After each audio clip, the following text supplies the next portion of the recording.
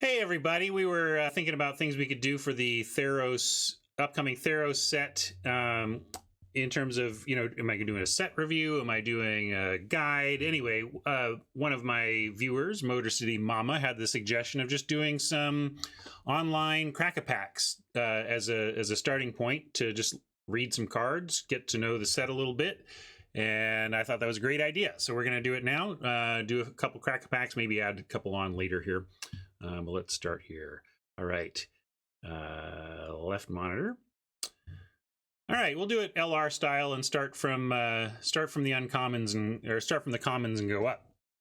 We have first up Karametra's Blessing. It's a single white mana for an instant. Target creature gets +2/+2 until end of turn if it's an enchanted creature or enchantment creature. It also gains hexproof and indestructible until end of turn.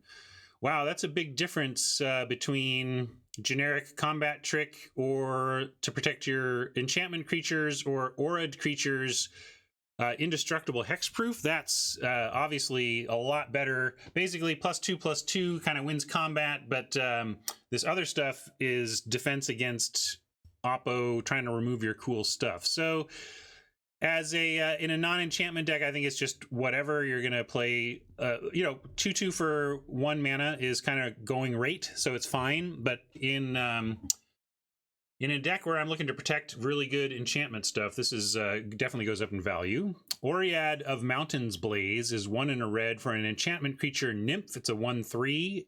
And it has 2 in a red, discard a card, draw a card. So we've seen different flavors of this. It's a rummager for red. I like this one though. This is one of the things that makes Dominaria the format that it is the a lot of presence of 1/3s for 2 that have some late game value as well. So I like that from that standpoint here. A 1/3 for 2 is not playable on its own, but once you put in something that actually gives you some late game value for the card, it's the type of thing that enables, grindier type strategies because you have early defense and late game action. Warbriar's Blessing is 1 in a green for an enchantment. It's an aura. Enchant creature you control. When Warbriar Blessing enters the battlefield, enchanted creature fights up to 1 target creature you don't control. Enchanted creature gets +0/+2. Okay, well, a lot of times the fight cards are underwhelming because you've only got some 2/2s and they can't win anything. Suddenly getting 2 toughness is going to allow you to win a bunch of fights that you weren't winning before. So even though it doesn't add power, that's pretty significant. It's only 2 mana. And then the bonus sits there, so you just get an extra butt on your creature after it kills. I think this is a good example of this is a great little fight card. It's not instant. Instant speed fight is pretty nice, but it's cheap and it gives a lingering effect. I think this is a fine card that you're gonna be playing a lot in your green decks. And these are auras that I can get behind. They still do stuff to like make Karametra's Blessing work on saving that creature, but it's already done its work. I love auras that are going to give me my value simply by resolving them as opposed to having them last for a few turns. I don't have my chat up. I should keep chat up so that I can... Here, maybe I'll do it like this. It's easier for you to read if I don't. I'll do it over here.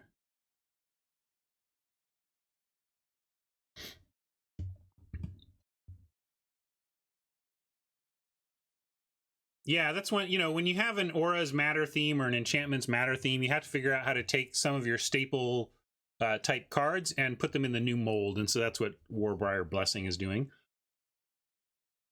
Altar of the Pantheon at 3 mana artifact. Your devotion to each color and each combination of colors is increased by 1. Add 1 mana of any color. If you control a god, a demigod, or a legendary enchantment, you gain 1 life. Okay, well, this is the new staple, the new old staple. The 3 mana make any color mana rock. What do we think of this one? It's got some other stuff going on, but I'm still in the mindset that I don't probably don't want to play this unless I am looking to both ramp and fix. I want to be a 3-color deck that has really good stuff to do at 5, 6, 7 plus, and then I want alter. Is the increase? Well, we'll see. My gut is that the increase to devotion is not that big of a deal. Nice to have. I still think fundamentally this is about the ramp fix aspect of it.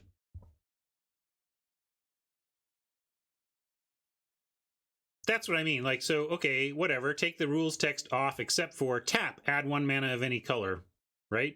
3 mana, tap, add 1 mana of any color. We're not happy to play that, but if you are a 3-color ramp deck, you're going to absolutely play it. So the rest is gravy to me. Leonin of the Lost Pride is 1 and a white for a 3/1. Cat Warrior. Classic 3/1 for 2 in white. At common, when it dies, exile target card from an opponent's graveyard. Very, very light value, but you do expect this thing to die and trade. And I haven't gone through all the cards in this set, but clearly there's a ton of graveyard looting. And I shouldn't say looting because that's a term in Magic. There's a bunch of ways to get value from your graveyard. So a little incidental thing of, you're not getting that flashback. What's the new flashback called? Like whatever that is, you're going to get that type of stuff with this. But still not generally happy with 3/1s for 2 unless there's really good support for aggro, maybe some first strike combat tricks, that type of thing. Escape, thank you. Escape is what I was thinking of for what you're trying to do with this. Vexing Goal is our 2/2 flyer for 2 and a blue, and a classic Windrake, but we get Windrake plus these days, so what's the plus? It's flash. Pretty simple. Haven't really seen the flash thrown on the old Windrake. Flash Windrake isn't going to be too much better than a Windrake, though. What does it do for you to have flash? It dodges sorcery speed removal on your opponent's turn because you cast it at the end of their turn. Sometimes you can get a 1/1. You can eat a 1/1 or something, but mostly I like flash on big stuff that has a chance to really eat something on defense. In this case, I don't know what we're gaining by flash. Oh, there's the mechanic though, right? Yeah. There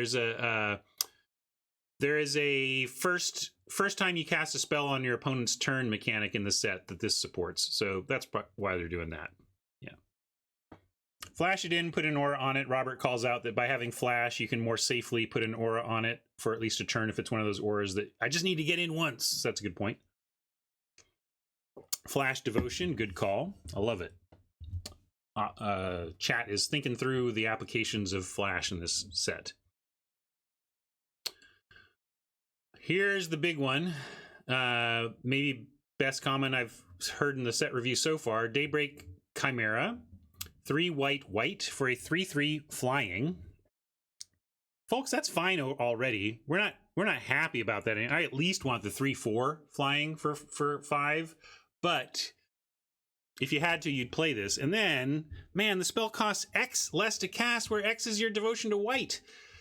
So if you have any white thing out, this becomes 2 white for a 3/3 flying, which is already great. So you just need the tiniest devotion to white before this is fine. And then any kind of significant devotion to white, and you're just looking great. So love it. This is my front runner right now, in fact. Inspire Awe is 3 and a green for an instant. Prevent all combat damage that will be dealt this turn, except combat damage that will be dealt by enchanted creatures and enchantment creatures. Scry 2. All right, trying to make playable fogs. And this kind of is. If you are... boy, we're doing a lot of best of 1 these days, but I like this in best of 3 a lot. Once you know they are not enchantment creatures and you are, this becomes actively reasonable, if not good. Scry 2 is a powerful number on Scry, and this becomes a combat trick where you can actually, the upside, the ceiling on this card is pretty high. Like you could imagine scenarios where you got a 3-for-1 off of it or something. More likely still pretty narrow, and I'm not looking to play this a lot, but as far as fogs go, it has some application if you have the heavy enchants going on. No, the white pip cannot be on the stack, Robert. Devotion is about permanents on the battlefield. The floor is extremely low, Orchestra Shirley, you're right. And generally when you have a low floor and a high ceiling, you call that a strikeout home run card, or I do, you know, because the results are so swingy. So I'm not high on this card, just saying but usually fogs are unplayable. This isn't unplayable, it's just not good. Starlit Mantle is 1 in a blue flash for an aura. Enchant creature you control. When it enters the battlefield, enchanted creature gains hexproof until end of turn and gets +1/+1. Super reactive, but again has that ability, along with this blessing, of being really the fundamental value of the card is on the moment you cast it, and then the fact that it's an aura doing something on your creature is a little bit of gravy afterwards. But generally, 1 in a blue counter target removal spell is a little too narrow to be happy about. But it's a pretty powerful effect if you can snag that removal spell, because then the +1/+1 is super real afterwards. Yeah, Dive Down was playable, but you know, Dive Down was half as much. It's easy to think of something like Dive Down, 1 mana, 2 mana, pretty similar. No, double is like, it's double. It's a lot more. It's double. Nyxborn Seaguard is 2 blue for a 2/5 common enchantment creature, full stop. I like this design, believe it or not, just because I think 2/5 is an interesting body to have at 4 in a color with good flyers like blue.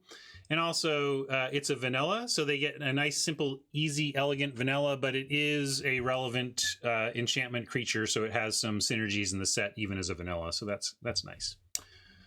Underworld Fire, it's not great though. I mean, we're not gonna, I hope to not play this a bunch, but if we're in a Skies deck, you could do a lot worse than a 2/5 on the ground. That double blue is a little oppressive, and keep in mind your enchantment synergies. Underworld Fires, 1 in a red for a sorcery. Underworld Fires deals 1 damage to each creature and each planeswalker. If a permanent dealt damage this way would die this turn, exile it instead. Seems like a constructed plant or a sideboard card. I don't think you're going to want to main deck that. It's 1 damage to everything is not relevant enough unless you know exactly what's going on in the matchup. Rise to Glory, 3 white black. Choose one or both. Oh, I remember hearing them talk about this on LR. Return target creature card from your graveyard to the battlefield, or return target aura card from your graveyard to the battlefield. Without the aura clause, this is a bad card. I think it's fair to say bad. Like, we've seen 5 mana in mono black for return target creature card from your graveyard to the battlefield, and they're not really that playable. I mean, to get value out of a 5 mana raised, or reanimates type effect, to get real value, you need to be getting a 6, 7, 8 plus mana card. That's unlikely. Or you just need to be getting some amazing card back where it's like, it doesn't matter that this is 5 mana, it's such a bomb that we're happy to get it back. That's pretty narrow. But once you add a second thing that you can get back, now it becomes build around quality. Because if I can get my best creature in the graveyard and any kind of value from an aura, if this is 2 cards worth of value for 5 mana, then I'm in. So really got to build around this, but if you do, I think it's going to be worth it. You're going to get a 2-for-1 for 5, which is a fine deal in Magic. Commanding Presence is 3 and a white for enchantment aura. Enchant creature, it gets +2/+2 and has first strike, and whenever this creature deals combat damage to a player, create a 1/1 white human soldier creature token. Well, that's pretty cool. Like this is Robert was talking about a play, something like, imagine Vexing Goal at the end of their turn for 3 mana, play your 4th land, play Commanding Presence on it, smack them for 4 in the air, and create a 1/1. And now, even if they do something about the goal right away, you haven't been super blown out. And if they don't, you're just going to win the game, right? Yeah, fight auras to use immediately. Getting back a blessing would be great. Now let's check our rare. Anessian Boar, 3 green for a 10/6. What a weird set of stats. All creatures able to block Anessian Boar do so. Super lure, awesome. Whenever Nessian Boar becomes blocked by a creature, that creature's controller draws a card. Oh, and there's the drawback. I thought it was going to be like somehow all upside, but I guess 10 power on a 5-drop with a lure everything is not going to... wow, what do I think about this? I loved it until that final clause, right? Whenever it becomes blocked by a creature, so that means if they block it with 7 things, they draw 7.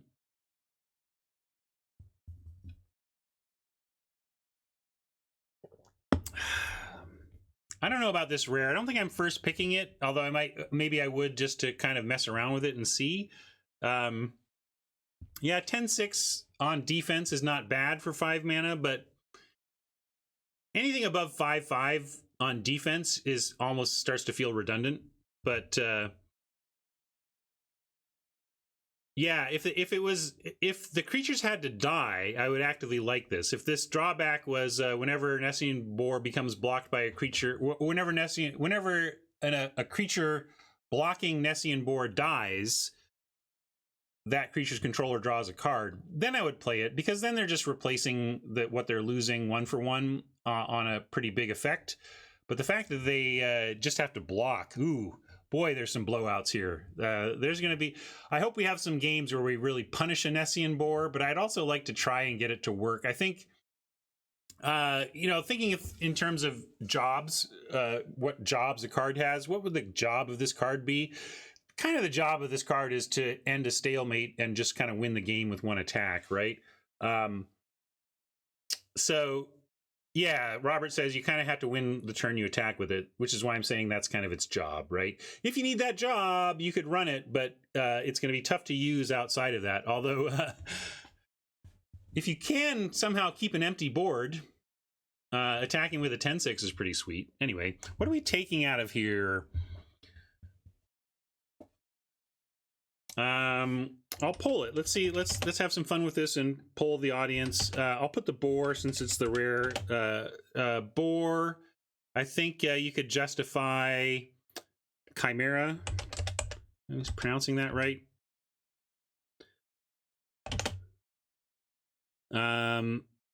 We like. I'm going to call Blessing for the ETB fight enchant. Oh, not the Karametra's Blessing. We're talking about Warbriar. And was there anything else that even... I don't think anything else competes. Right? Goal? Like, what are people wanting to take here? You want presence? Okay, I'll add presence. I don't think it's Rise to Glory. It can't be Underworld Fires. Not Seaguard. I don't think it's Mantle. You'd rather just have Blessing over the Mantle. Chimera is good. Goal. Yeah, I think those are the only realistic ones. Yeah, I could add other. If you want to vote other, just type other. It won't be in the votes, but, or just type what you take. Let's see, write in votes welcome.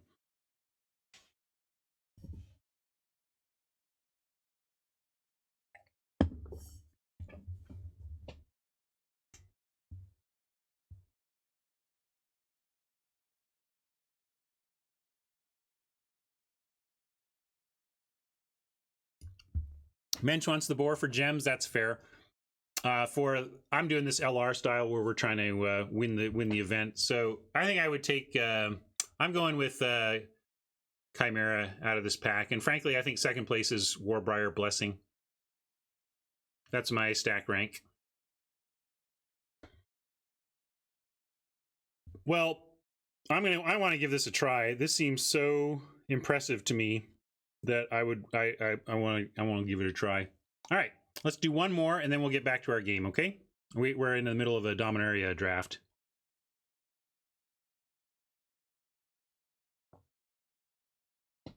Do you have to be mono white for it? I don't think so, but you have to be heavy white.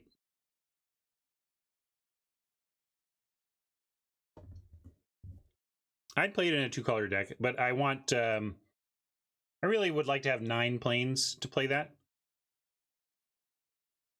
Yeah, it's a cool swamp, isn't it? It's not a decent card splashed, Callius, because it doesn't reduce the cost of colored mana.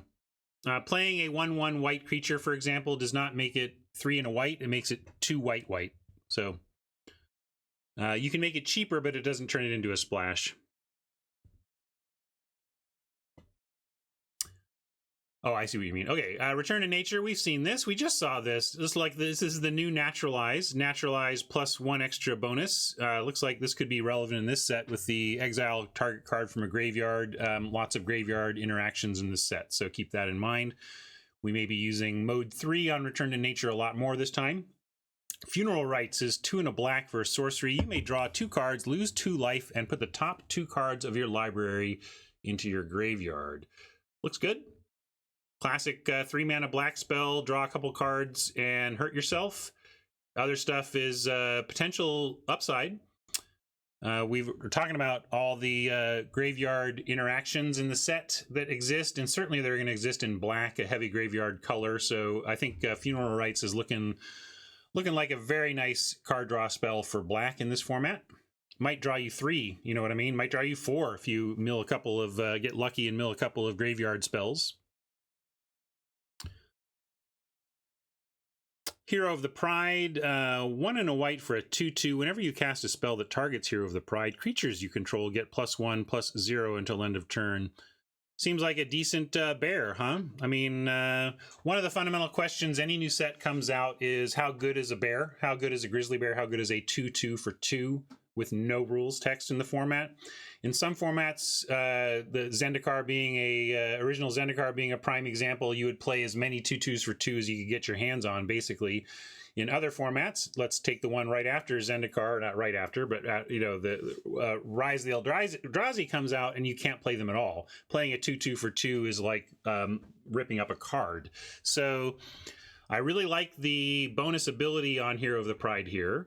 And it suggests, if there's a go wide strategy, we'll look out for token making in white. But if white is go wide token making, like that enchantment we saw in the last pack at Uncommon, this gets a lot more interesting to me. And I feel like targeting hero on a go wide strategy could do some work, but we'll have to see. It needs those tools to succeed, but that's what we're going to look out for and see if it has. Flicker of Fate. 1 and a white, instant, exile target creature or enchantment, then return it to the battlefield under its owner's control. Tough to get a card's worth of value out of here. Pretty narrow, but very fun, right? Obviously, what you're looking for here is ETB effects on your own stuff, or surprise blocking is something you can do. Let's just say you attack with your 5/5, and then they come at you. You can blink your 5/5, return it, because it happens right away. Some of these say return at end of turn, which prevent the whole blocking thing. But in this case, you can...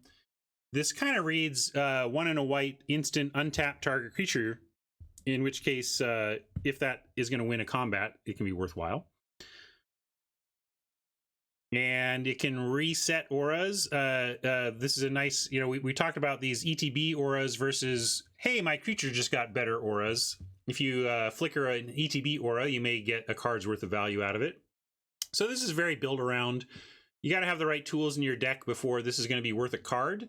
But in some decks, this is going to be very good. If you actually have a lot of ETB auras and enchantments, auras and creatures, this is going to be a powerful card in your deck. And I love the blink strategy. Like, blinking for value is really fun magic, if you ask me. Scavenging Harpy, meanwhile, is 2 and a black for a 2/1 flyer. When Scavenging Harpy enters the battlefield, exile target card from an opponent's graveyard. More graveyard hate, more just a little bit of value, more. I'm going to take that thing away from you. Let's see.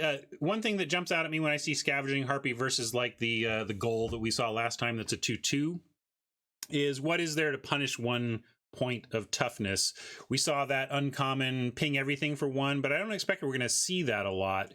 But sometimes you get into a format where, like, let's take Dominaria. We've been playing that, and we're in the middle of a Dominaria event, but it has like a fungal infection, right? If there's a stellar, standout, cheap removal spell that relies on -1 toughness type interactions or 1 damage incidentally, then 1 toughness stuff becomes a lot worse in the set. But some sets just have a hard time punishing 1 toughness. So My lack of familiarity with this set just has me talking about the things that I'm looking at as I take in a new set to try to understand when I see a card, understanding what's going to push the value of this card in one direction or another. And if there's a lot of incidental pinging, these types of cards get bad. If there's no incidental pinging, these types of cards get a lot better. It also depends, what type of stuff is blocking in the air.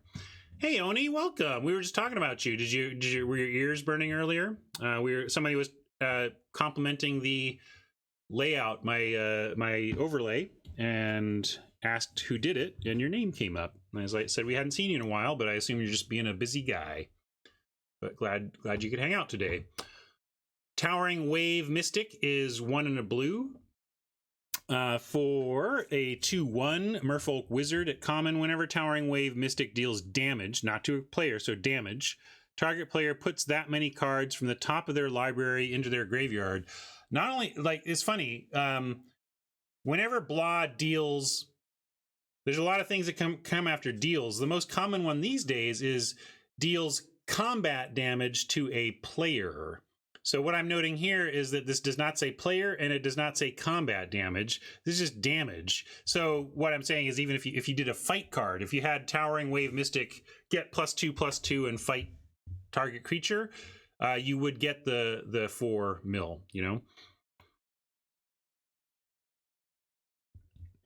So it's not super huge, but it's just interesting to note, because typically you do not get, this isn't, I'm curious how many cards have this text.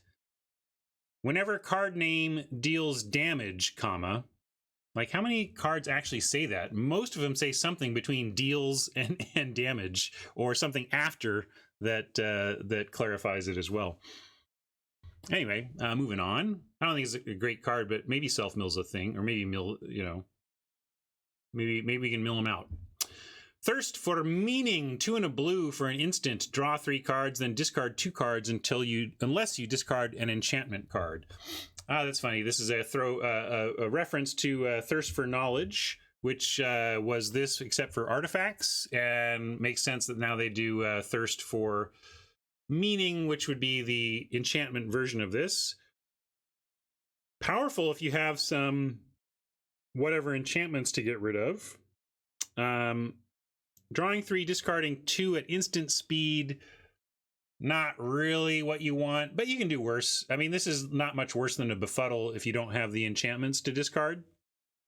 Befuddle has a little more application in terms of potential combat blowouts or whatever, but yeah, you don't really want to just be filling up your deck. That's the problem with this type of card, though. In Constructed, I think you get a lot of good value out of this. In Limited,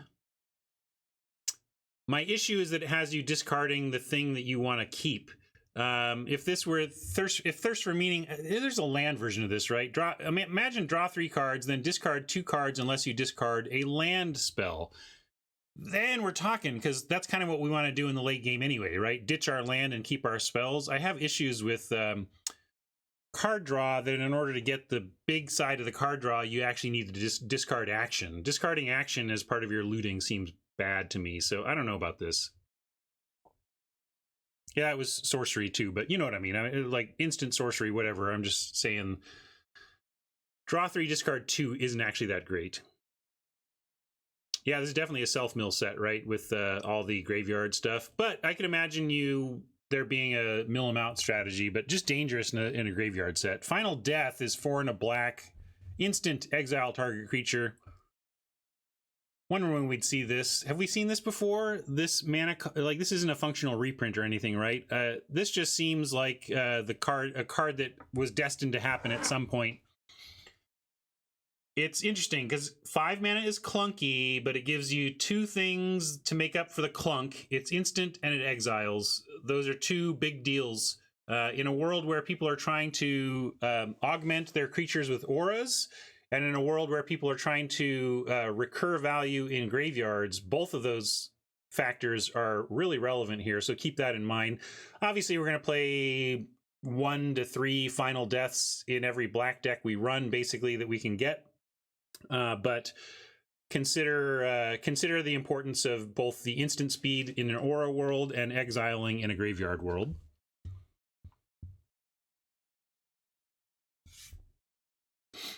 Final Flare is 2 and a red instant. As an additional cost to cast this spell, sacrifice a creature or enchantment.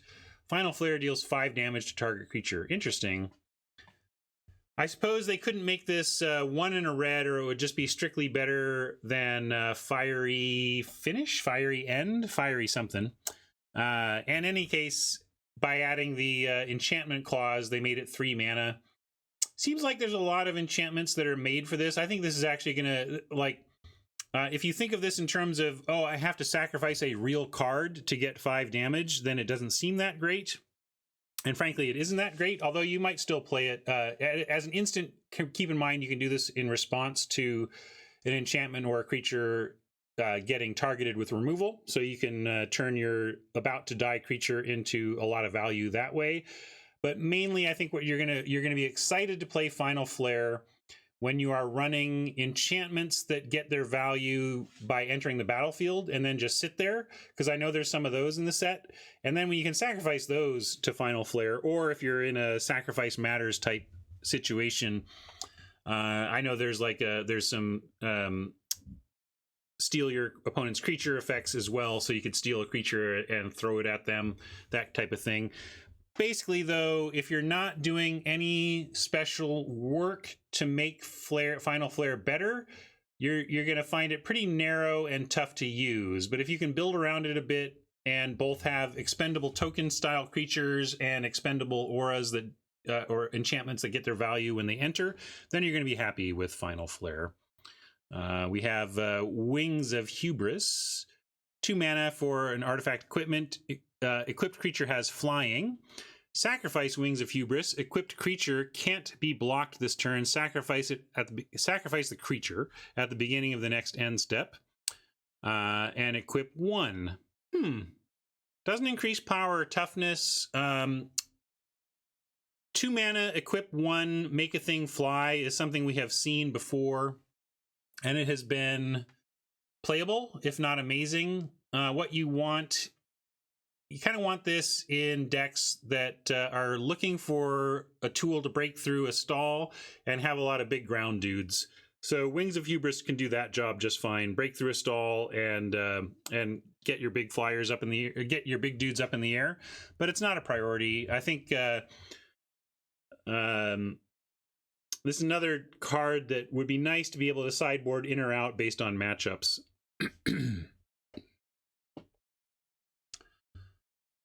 Whirlwind Denial, probably a counterspell, 2 and a blue, instant. For each spell and ability your opponents control, counter it unless its controller pays 4.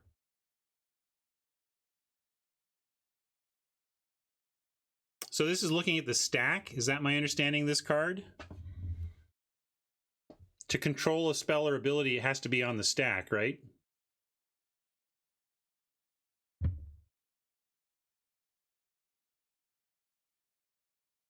Interesting. I mean, it's kind of a complicated convolute, right? It's convolute plus. So I was playing convolute sometimes in M20.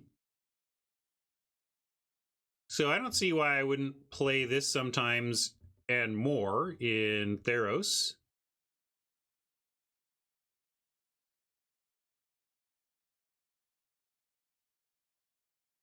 Yeah, wait till Storm goes on the stack, and then it's kind of what this is. It seems like it's somewhat of a constructed plant. Although I don't know if 3 mana is good enough to play in any format where Storm is a thing. Still, interesting design. We're not taking it here, but I would think of this and play this like it's a convolute. Siona, Captain of the Pyleas. We have 1 green-white for a 2/2 legend here, and when Siona, Captain of the Pyleas, enters the battlefield, look at the top 7 cards of your library. You may reveal an aura card from among them and put it into your hand. Put the rest on the bottom of your library in a random order. Whenever an aura you control becomes attached to a creature you control, create a 1/1 white human soldier creature token. Well, this is a Signpost uncommon or what? Clearly, that's what green-white is trying to do. Creature augmenting auras is a fundamental thing it's up to, and this is going to be a incredible build around in that style of deck. 7 cards. Okay, so you've drawn, let's say you've got a bomb aura. Just, I don't know, I assume there's some like uncommon and rare auras that are just nuts. Like you're at 40 cards to start, you draw 7, then you play a few turns out, and then you play this on 3 even. And so at that point you say 10, there's 30 cards left in your library. You see a quarter of the cards in your deck just by playing this at that point. That's a lot of your deck. And then you get to draw an 8th, you know, so like you're looking 8 cards deep for that sweet aura that you know is in there. Anyway, very 7 is a lot is my TLDR of that. And I don't love a 2/2 for 3 obviously, but this is a great build around. Probably not taking this early, but if I end up in white or green and then get this like 3rd, 4th, 5th, 6th or whatever, I'm gonna try it out.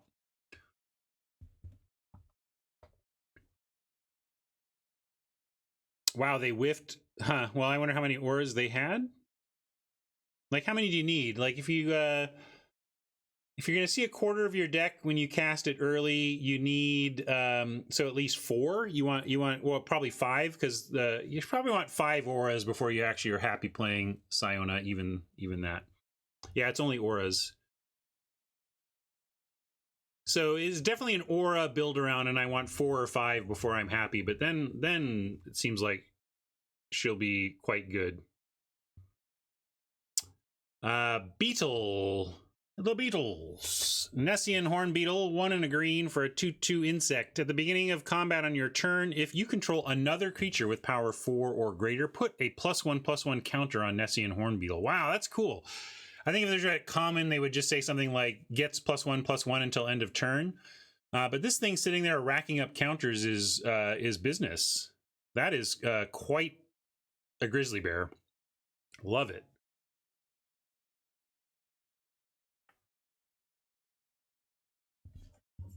Yeah, that's powerful and maybe even pickable here. I guess we take Final Death, just some straight up removal first. I'm still on the Final Death here, but this is tempting. Let's see what this rare is, though. Shadow Spear is a 1 mana legendary artifact equipment. Equipped creature gets +1/+1 and has trample and lifelink. So immediately I want this in green. And it says 1: permanents your opponent's control lose hexproof and indestructible until end of turn. Okay, that's just like, that's a weird kind of constructed hoser just built into this thing. And then equip 2? That's pretty cheap. I think this is enough. I think you take Shadow Spear here, right? I don't think it's necessarily, you don't want to put Shadow Spear in your white weenie deck or whatever, but that's going in basically any deck I have, and especially makes me want to cast big green stuff. So yeah, I'm going to take the rare here. Anybody else taking something else?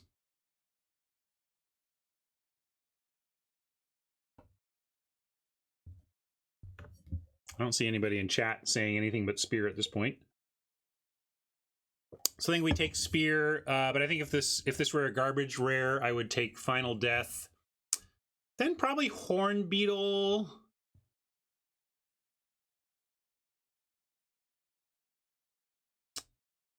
Then what? Yeah. Then I don't really care too much. Then it starts to slip into whatever, maybe Funeral Rites. Yeah. I didn't, Rob. I'll get to that in a second. Anyway, might do this again this stream. If so, there'll be some more after this. If this is the only time I do this stream, thanks for watching. We'll see you. But there may be some more after this. We'll see if we come back to this later. But I'm going to go back to play some Dominaria Draft now. See ya. Hey, everybody. We are going to do a couple more Crack-a-Packs here. So thanks for sticking with me. We're going to jump in and go right back to our third Crack-a-Pack of Theros here. I'm going to jump to left monitor. And here it is. Let me go like this, though. Got this. And there. Oh, this is what I had trouble with before.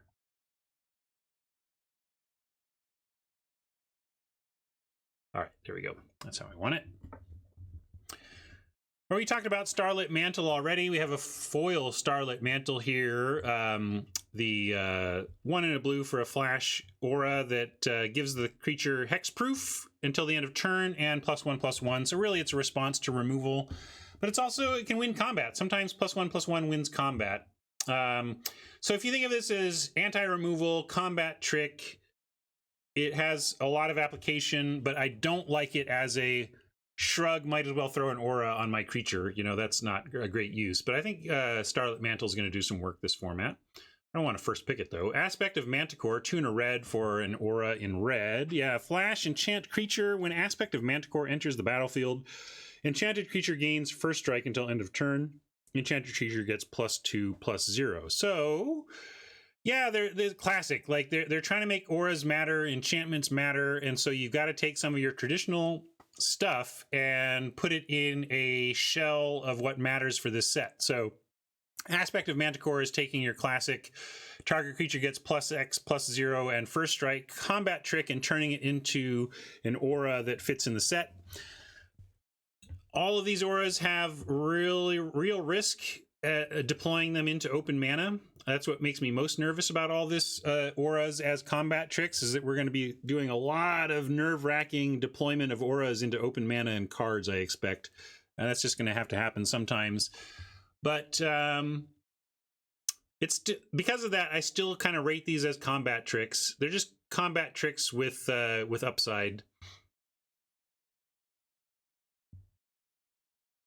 Also, if you have something that you want me to cover, chatting it right now is not going to be the best way to communicate it to me because I won't see what people are chatting right now. I'm kind of focused on the Crack-a-Packs. If you got something you want me to cover, please do whisper it, tweet it, Discord it, or email it to goingoptimal@gmail.com. So, Incendiary Oracle, we also looked at last time. Oh, Wrap in Flames, I don't think is... Oh, this is a reprint. This was from Rise of the Eldrazi. Wrap in Flames deals 1 damage to each of up to 3 target creatures. Those creatures can't block this turn. So I was kind of talking about this in one of our earlier Crack-a-Packs, saying, I've got this 2/1 flyer for 3. How good is that? Kind of depends on how much incidental pinging there is. I do consider Wrap in Flames incidental pinging because basically the reason people play Wrap in Flames is to do the job of winning in a stall. You know, making it so that 3 critical blockers can't block, and now I can swing for lethal, right? But if people are going to be playing Wrap in Flame, it's not a great card, but if incidental pings are going to be in the format, then your random 1 toughness creatures are a lot worse because then you give an alternative use to your opponent's Wrap in Flames. They're like, I was going to save that for an Alpha Strike, but I may as well kill these 2 1 toughness creatures Oppo has for 4 mana. So keep that in mind.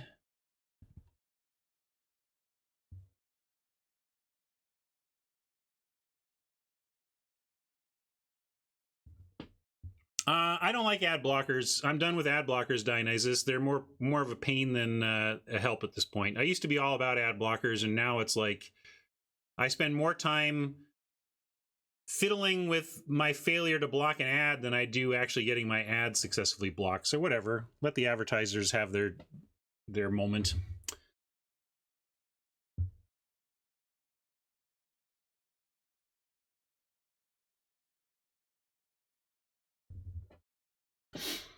Triton Wave Rider, 3 and a blue for a 3/3 Merfolk Wizard. Constellation, whenever an enchantment enters the battlefield under your control, Triton Wave Rider gains flying until end of turn. A hill giant that sometimes takes to the skies. Well, unfortunately, like we even saw in Throne of Eldraine that the adamant 3 and a blue 2/2 flyer that could be a 3/3 flyer for 4 was fine. But even that wasn't amazing, so I don't love the Wave Rider. I think it's going to underperform largely. But there's a lot of flash auras, and that's interesting. Keep in mind, if your opponent has a Wave Rider and open mana, they could at instant speed get it into the air for blocks, so keep that in mind. But I think it's going to be a little underwhelming. Temple Thief is 1 and a black for a 2/2. Can't be blocked by enchanted creatures or enchantment creatures. Evasive against the set's themes. at 2 mana is okay. It's still probably going to just run into, well, great. Now they got a 3/4 that is neither an enchantment creature or enchanted, and now it's kind of done for or whatever, right? So I don't love Temple Thief, but it's not.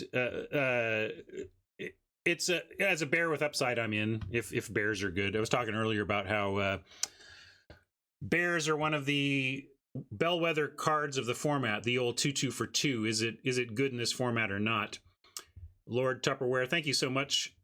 Welcome from Tupperware's stream. We're doing some crack-a-packs here of Theros to close out the stream today, just to talk about new cards and get a feel for where they might land in pack hierarchy. BSP4 asking, hope they printed foils of the lands. I, for one, am liking the art. Yeah, the lands are cool, and yes, there will be foils, and yeah, they'll probably be $5 each or something like that. Maybe not 5, but maybe. I expect the foil basics in this set to be quite valuable, and if they, for some reason, start out of the gate low, well, snap them up while you can. I think in 5 years, these are going to be some expensive basics, unless they start doing this kind of thing every set. If every set gets a sweet basic and a nice treatment, then maybe they will collectively not be super valuable, but sweet lands, sweet basics are very appealing for blingy Magic players.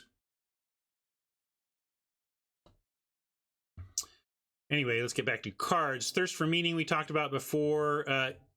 What I don't like about it is that it requires you to discard action in order to get the full value, which means that you may end up well, yeah, I got to keep 2 cards, but I had to keep lands because I needed to discard an enchantment to keep 2. Anyway, I think this is going to be underwhelming unless you're doing some, maybe like you want enchantments in the graveyard or something. There is that. There's some enchantment recursion that maybe you're going to take advantage of. Vexing Goal, we talked about there's strategies about playing your first spell on your opponent's turn where this matters. Flashing in Sudden Devotion matters. Flashing in to be able to block a 1/1 kind of matters, but isn't really what this card is about. I think mainly this has the ability it does because of the presence of cast spells during your opponent's turn mechanics. A simple card to support that mechanic. Rage Scarred Berserker, 4 and a black for a 5/4 at common. When Rage Scarred Berserker enters the battlefield, target creature you control gets +1/+0 and gains indestructible until end of turn. I don't like it too much. It does enable something to kind of attack pretty indiscriminately, but 5 mana for a 5/4 virtual vanilla kind of does this one thing and then it's just a 5/4. Like, I mean, hey, sometimes I played the laptop dude in War of the Spark, even, although, so a 5/4 for 5 is not is a reasonable floor, but you're not happy to play that and you're not going to prioritize it at all, I don't think. Blight Breath. Cat. Somebody read that for me. What does that say? Catoblopus? I don't even know what that is. Wow. Blight Breath Beast is 3 and a 3/2 for 6, so it better do something pretty special. When it enters the battlefield, target creature an opponent controls gets -X until end of turn, where X is your devotion to black. Okay, sign me up. This is a common? I mean, you don't want to play too many 6-drops, of course, but a 3/2... 6 mana for a 3/2 that throws around -2/2 is already okay. 6 mana 3/2 that throws around -4/4 is like, I want it. I just don't want too many 6s. That's the only problem.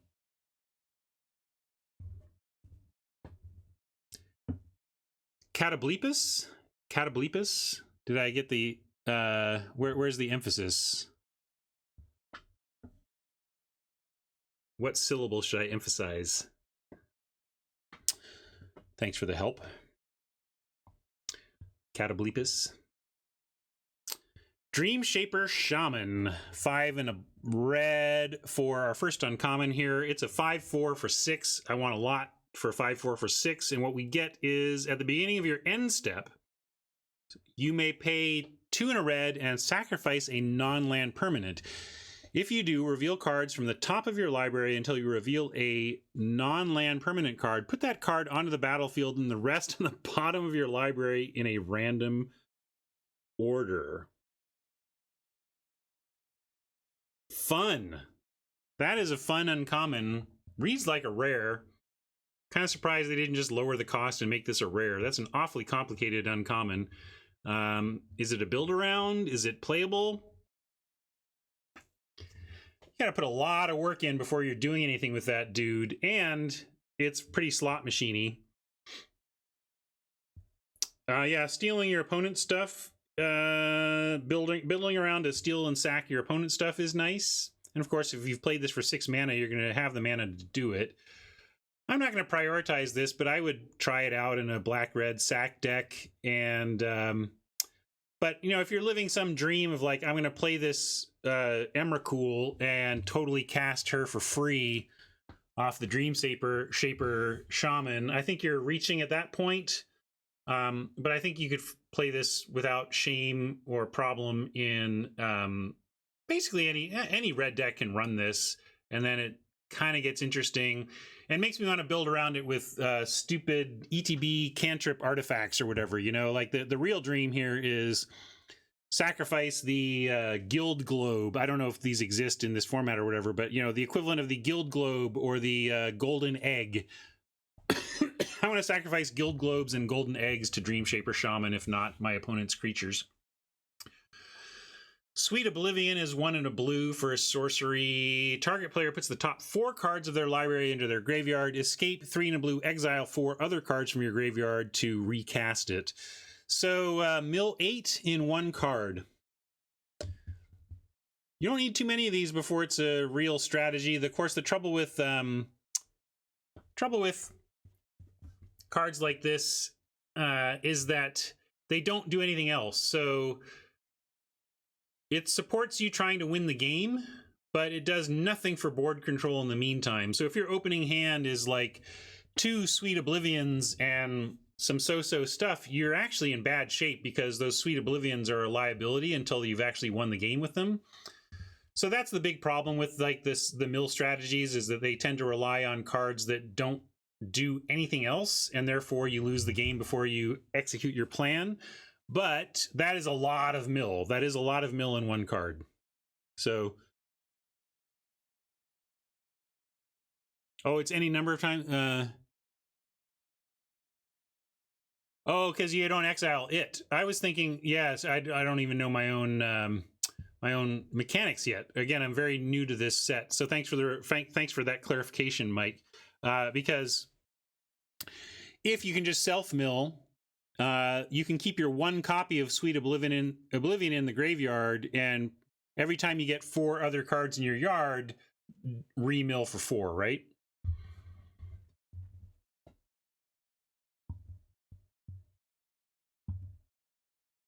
Yeah, interesting. Mill yourself and then mill Oppo or something. Anyway, interesting. We'll see how good that is. I don't want to take it here, but we'll see how good it is in the scheme of things. Drag to the Underworld, 2 black for an instant. This spell costs X less to cast, where X is your devotion to black. Destroy target creature. Whoa! Okay, so we got ourselves the premium black uncommon. You really want to just make this black, destroy target creature.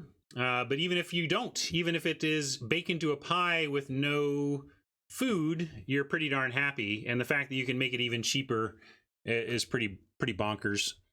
Asks for black, which is going to be pretty oppressive, but worth it. Right now I'm windmill slamming Drag to the Underworld. Labyrinth of Scophos is a rare land. It taps for colorless, or 4 tap. You can remove target attacking or blocking creature from combat. So Maze of Ith. I suppose if if this is a really grindy format, you could think about taking something like a Maze of Ith effect. But I think for power level, we just want Dragon to the Underworld here. And after that, I would go ahead and take the rare land and try to kind of make that work. Oh yeah, Catoblepus is also maybe is second to Drag. I think we go Drag, Cat, Labyrinth. That would be my pick there. Anyway. Okay. I think I'm going to call that a stream today. Thank you so much for hanging out. Sorry for those of you who just joined us from Lord Tupperware. I'm not giving you much time with me, but we're going to find somebody else to send you to, and I'm going to go back to Soapbox and say farewell there. Thank you for hanging out for those Crack-A-Packs YouTube. We're going to do a bunch of Sealed on Wednesday, so if you can get to my stream Wednesday morning, 8 a.m. Pacific, we're going to play Theros Sealed all day long. I hope to see you there.